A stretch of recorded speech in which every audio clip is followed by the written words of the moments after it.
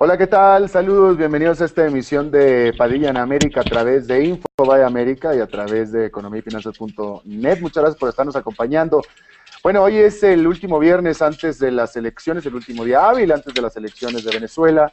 Otra vez de nuevo en elecciones este país y vamos a estar pues hablando de esto. Tenemos una corresponsal en Caracas y tenemos también a un colega periodista, buen amigo que también está allá, pues para charlar acerca de qué es lo que está sucediendo con este evento tan importante en este país tan importante para América Latina. Pero no podemos hacer nada sin antes comenzar, por supuesto, por el principio, que es el reporte de cierre de mercados con mi querido Daniel Stico, de editor económico de Infobae. ¿Cómo estás, mi querido Daniel? Todo muy bien, Alberto, un gusto escucharte. Bueno, la jornada fue media rara porque pintaba para que terminara negativa y sobre el final, en los últimos minutos, el Dow recortó todas las pérdidas y terminó estable en 14.865 puntos, un nivel realmente máximo, y terminó la semana el Dow con una suba del 2,1%. Para tener idea de lo que significa semejante suba, el 2,1% de esta semana, proyectado en 52 semanas, te da una suba anualizada del 195%.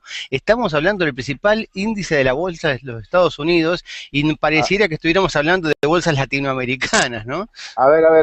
barajéame la más lenta esa. ¿Cómo estuvo este 195%, Daniel? Claro, si se repitiera en las próximas 51 semanas el aumento que hubo en esta del 2,1% en forma acumulativa, te da que termina el año abril-abril con 195%. Obviamente es un ejercicio hipotético, pero Ya. aún haciendo el ejercicio más simple, ¿cuánto lleva acumulado el Dow en lo que va del año, en estos 50 días del año? Perdón, 100 días del año. Aumentó 14,2%. Si eso vos lo anualizás, te da prácticamente entre 55 y 60% anual. Realmente es una cifra impresionante que amerita que en algún momento va a tener que haber alguna corrección porque esto no hay nada que camine al cielo, por lo menos en los negocios financieros. Así que la jornada terminó muy positiva, la semana muy bien. El Standard Poor's terminó con una leve baja del 0,28, pero la semana terminó con suba del 2,3%. El Nasdaq también hizo algún recorte hoy, muy poquito, 0,16%, pero el balance de la semana fue positivo con 2,8%. Y eso, bueno, todo arrastró al resto de las bolsas. El índice de México hoy terminó con baja de 0,91, el Bovespa de Brasil 0,79, el índice de Colombia bajó 1,29, el índice IPSA de Chile bajó 0,24, la bolsa de Perú bajó 1,21, el Merval de Buenos Aires 0,69. Todas las bajas es porque aparecieron algunas noticias inquietantes sobre realmente cómo está evolucionando el rescate de Chipre, pero en particular porque no conformaron las caídas de ventas que se registró en el segmento minorista de los Estados Unidos. Pero como vemos, el fondo de largo plazo sigue siendo altamente positivo y por eso hoy con suba o estancamiento del Dow Jones, el oro bajó 5% a 1.486,80 la onza Troy y el petróleo terminó también con baja del 2,73% a 90,95. Así que el ciclo de las materias primas parece que empieza a ser bajista en el corto plazo. El de las materias primas, pero no así el de las bolsas, ¿ah? Exactamente, justamente, va la inversa. Exactamente. Bueno, mi querido Daniel Stico, editor de economía de Infobae, una semana ganadora más. Yo creo que Wall Street no va a querer que tú dejes de dar estos reportes porque desde que los empezaste a dar, la bolsa ha estado subiendo. Sí, y cuando vos te ausentás parece que te vas a comprar mucho porque termina en alza la bolsa. No, no, para nada. Tú sabes que es al revés, mi querido Daniel, no me la avientes para mí. Un Oye, que gusto. tengas buen fin de semana. Igualmente para vos, Alberto, buen programa. Gracias. Bueno, este fin de semana es justamente cuando se repite el proceso electoral en Venezuela, pues a raíz, usted sabe, del lamentable deceso del presidente Hugo Chávez bueno, un proceso bastante interesante. Tenemos a dos invitados, vamos a ver, tenemos a dos invitados, porque Infobae tiene una enviada especial que es Fernanda Kobelinsky, que es enviada especial de Infobae hacia Caracas, pero que me está pareciendo que la señal, que ya de antemano sabíamos que era deficiente, pues parece que se congeló. A ver, ahora tenemos a alguien también bastante importante para esta transmisión, que es Víctor Salmerón, Él es colega, periodista de información financiera y económica del periódico El Universal de Venezuela. Víctor, muchas gracias por estar con nosotros. Buenas tardes, Alberto, ¿cómo estás? Bien, gracias. Yo creo que vamos a empezar por el final, que es la última vez que yo me fijé en este proceso, que no, los últimos días no los he estado siguiendo porque he estado viajando, pero la última vez que me fijé era prácticamente seguro que ganaba Ricardo Maduro. ¿Sigue siendo así? Mira, Nicolás Maduro. Nicolás, oye, yo siempre le pongo el nombre del expresidente de Honduras, Ricardo Maduro. Nicolás Maduro. Exacto. Mira, la gran mayoría de las encuestas dan como favorito a Maduro, obviamente. Es lo que se conoce de los sondeos de opinión, que es lo único que nos puede indicar hacia dónde podría estar la tendencia de la votación. Claro, hay allí detalles en las encuestas que están por verse.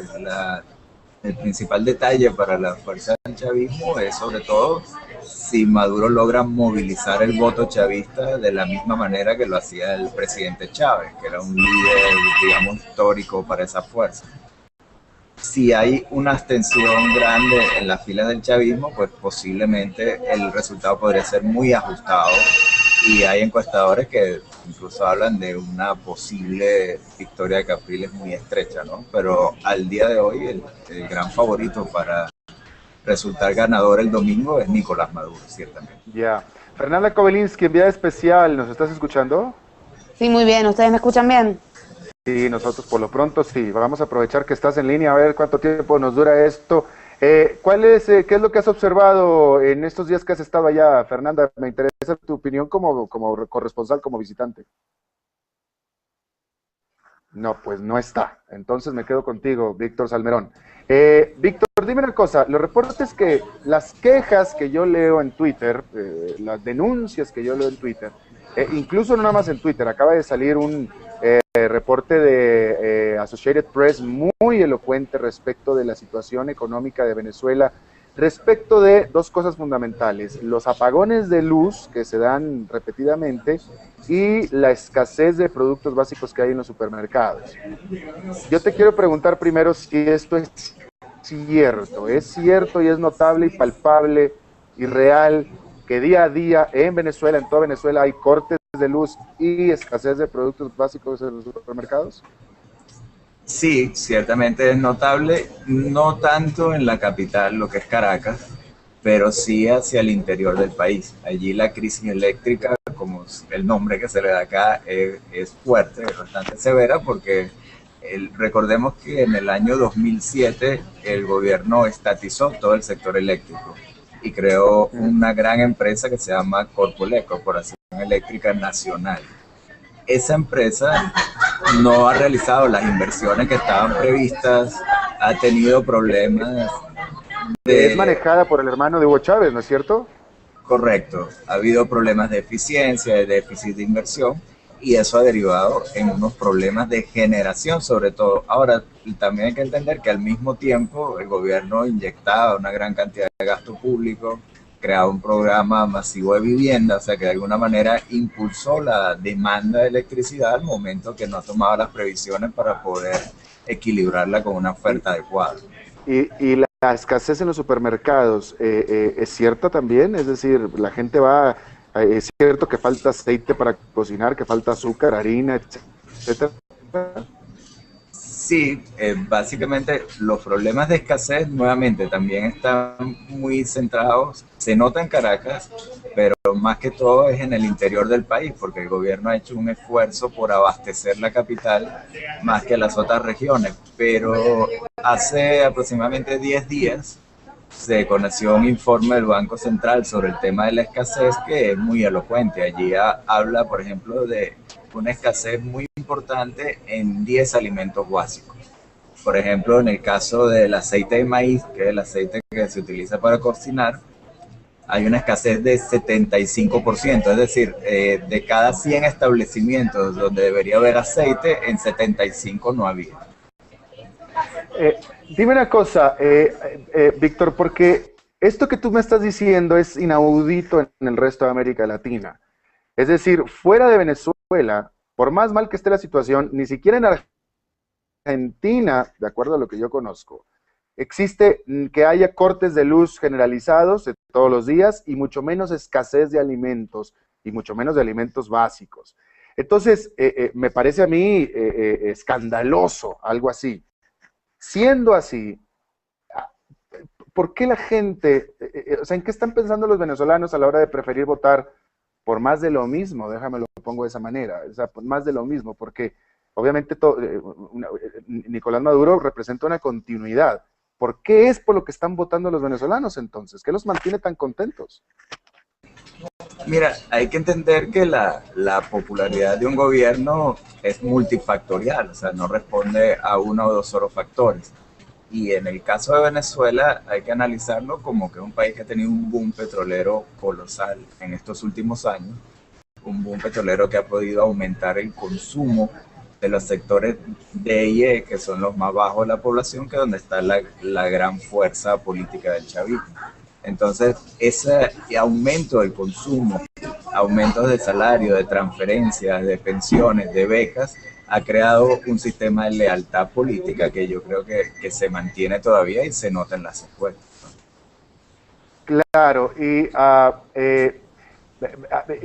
mí me parece, yo vuelvo a lo mismo, y no estoy tratando de hacer ninguna campaña política, ni mucho menos, estoy pensando como un humano, es decir, si yo tengo un gobierno que no me puede abastecer de electricidad, no me puede abastecer de alimentos en el supermercado, oye, pues me pareciera a mí que sea lógico como que yo no quiero ese gobierno, yo quiero un cambio, yo no quiero más de lo mismo. Claro, el tema hacia el sector que es el que apoya fuertemente al chavismo, también hay que entender, Alberto, que Venezuela, a raíz del año 83, fíjate, vámonos al año 83, desde que cayó la renta petrolera, tuvo un periodo de recesión, de alta inflación, de empobrecimiento. Y cuando Chávez llega al poder, pues comienza un boom de altos precios del petróleo que permite que esa población que durante 20 años no había tenido mayor posibilidad de prosperidad, pues se beneficie como no lo había hecho en los últimos 20 años. O sea, el aumento del consumo es muy importante en este resultado, más incluso que las misiones. Cuando tú ves estudios serios, tú ves que el descenso que ha habido en la pobreza medida como ingreso obedece más al resultado normal del boom petrolero que a los programas del chavismo. Claro. Ahora, dime una cosa, vamos a suponer que gana Nicolás Maduro, como parece ser que dicen las encuestas. Tú que eres observador del proceso económico, que eres colega, periodista económico, ¿qué es lo que va a impedir que la situación no se empeore? En términos de, es decir, evidentemente el sistema económico de Venezuela, el socialismo del siglo XXI, es el que ha estado al que generó la situación en la que está en este momento la economía de Venezuela. Entonces, si el socialismo del siglo XXI va a continuar como parece ser que va a ser, te pregunto yo si ves algún elemento que te pueda decir que la inflación va a bajar, que va a haber menos escasez de alimentos, que la electricidad va a volver y en general que se va a recuperar el crecimiento económico. No, la verdad que no se ve absolutamente nada porque lo importante en esto es que el modelo chavista para mí ha ingresado a una nueva etapa, una etapa de decaimiento, es decir, tú tuviste esta etapa del boom petrolero, de crecimiento, hubo un pequeño túnel que fue entre el 2009-2010, cuando el precio del petróleo cayó por la crisis internacional, luego el precio del petróleo se recupera, pero el manejo que ha habido en los últimos 2 años, 2011-2012, ha sido de tal magnitud que hay unos desequilibrios en las cuentas fiscales muy altos, tanto que has tenido que devaluar con el petróleo a $100 para obtener más bolívares por cada petrodólar y así cubrir parte de la brecha fiscal. Has tenido ya que plantearte una reforma tributaria, como lo está hablando el ministro Giordani, de comenzar a aumentar el precio de la gasolina, por ejemplo. La inflación que el año pasado estuvo represada porque no permitiste aumento en los productos controlados, te está cobrando entonces por el lado de la escasez. Si tú no permites que los precios se adecúen, entonces surge la escasez. Todo eso está comenzando, apenas está comenzando ahorita. Yo creo que el país va a un año de menos crecimiento y más inflación. Y eso le va a tocar enfrentar al presidente que salga electo el próximo domingo. Bueno, y precisamente, pues es que el problema es que bueno, primero que nada, para arreglar estos desbalances, aparte de voluntad, necesitas de un equipo económico bastante sólido en cuanto a sus credenciales y hasta ahora yo no he visto que en el equipo de Maduro haya nadie pues con las credenciales como para poder arreglar una situación económica como la que se está dando en este momento. Bueno, por eso yo creo que si resulta ganador Maduro, como pareciera que va a ser así, o que es como decíamos antes, el principal favorito, él va a tener frente a sí un problema complicado. Uno, o dar un vuelco a todas estas políticas que son el corazón de la propuesta revolucionaria: control de precios, control de cambio, disminución del peso del sector privado en la economía, dar un vuelco a eso, o continuar internándose en ese tipo de políticas. Tú me preguntarás cómo. Bueno, todavía se pueden estatizar algunas cosas. Es posible que el gobierno piense que el tema de la inflación se debe a algo de especulación y más bien arrecien los controles. El tema del dólar negro se piensa combatir persiguiendo a los supuestos especuladores que venden dólares en el mercado negro. Y bueno, lo que sabemos es que al final esas políticas lo que van a hacer es más aguda la crisis. Claro. Hay algunos analistas internacionales, nosotros hicimos una entrevista al respecto, por cierto, con un analista internacional, un observador internacional, que él pensaba que es tan apremiante la situación en Venezuela, que en este punto, en esta situación, lo que más le conviene a Venezuela es que gane Maduro, porque es tan delicada la situación que si gana Capriles, la cosa se puede empeorar todavía más, simplemente porque la situación está demasiado deteriorada. Yo te pregunto a ti, tú desde adentro, ¿lo ves así también?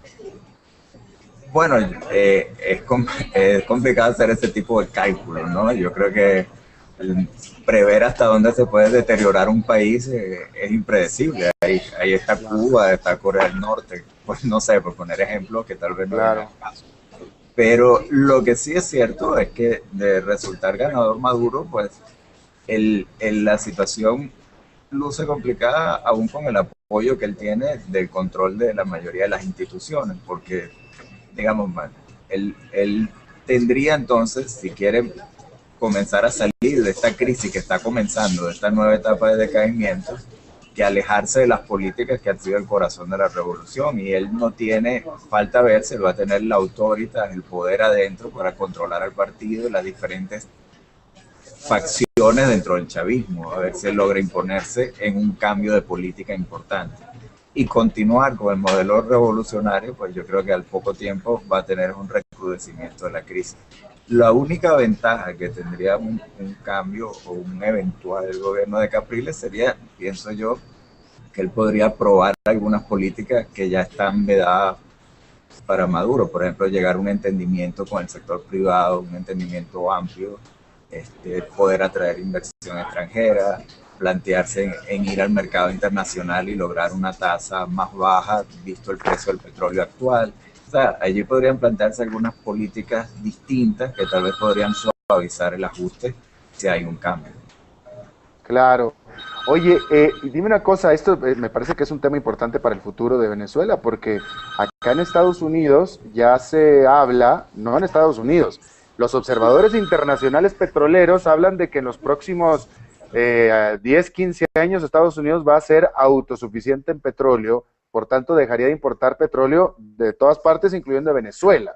¿Se maneja esto en Venezuela? ¿Qué impacto tendría económicamente esto para Venezuela? Pues la gran parte del petróleo venezolano va para Estados Unidos. Sí, bueno, en cuanto al tema del mercado, Venezuela ha tomado una medida estratégica desde hace años, que es acercarse mucho a China como un gran mercado que podría sustituir a lo que sería el mercado de Estados Unidos en cuanto al tema petrolero. El tema está en los precios para mí, más que en decir va a haber o no comprador para el petróleo venezolano.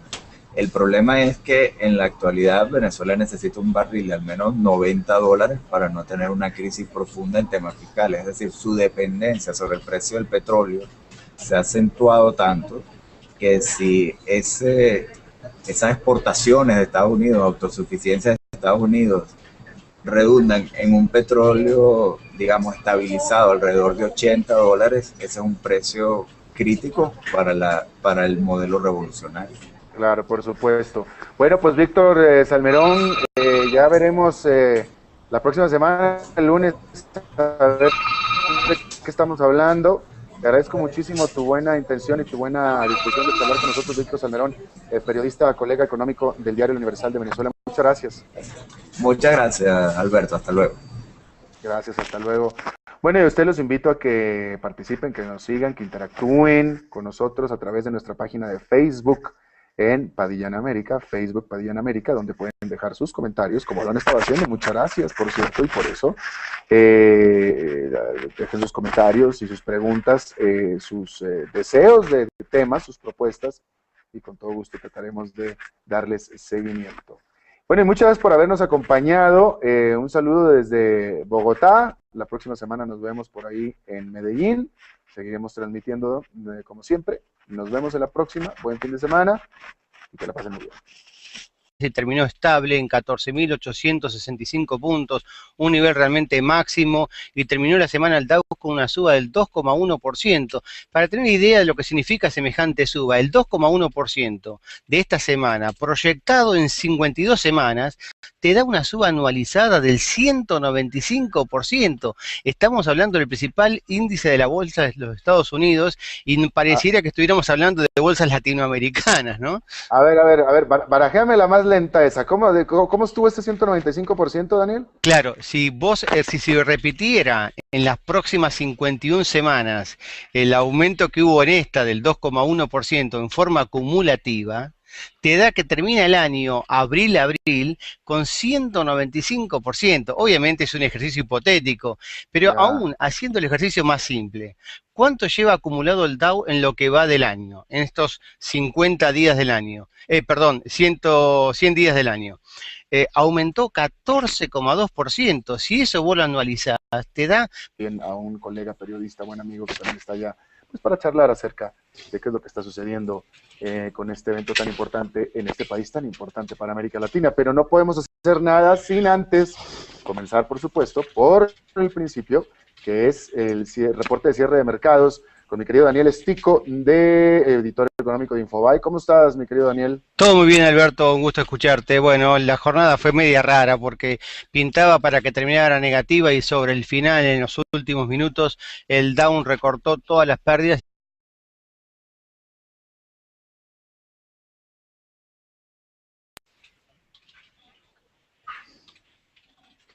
Hola, ¿qué tal? Saludos, bienvenidos a esta emisión de Padilla en América a través de Infobae América y a través de economiafinanzas.net. Muchas gracias por estarnos acompañando. Bueno, hoy es el último viernes antes de las elecciones, el último día hábil antes de las elecciones de Venezuela, otra vez de nuevo en elecciones este país, y vamos a estar pues hablando de esto. Tenemos una corresponsal en Caracas y tenemos también prácticamente entre 55 y 60% anual. Realmente es una cifra impresionante que amerita que en algún momento va a tener que haber alguna corrección, porque esto no hay nada que camine al cielo, por lo menos en los negocios financieros. Así que la jornada terminó muy positiva, la semana muy bien.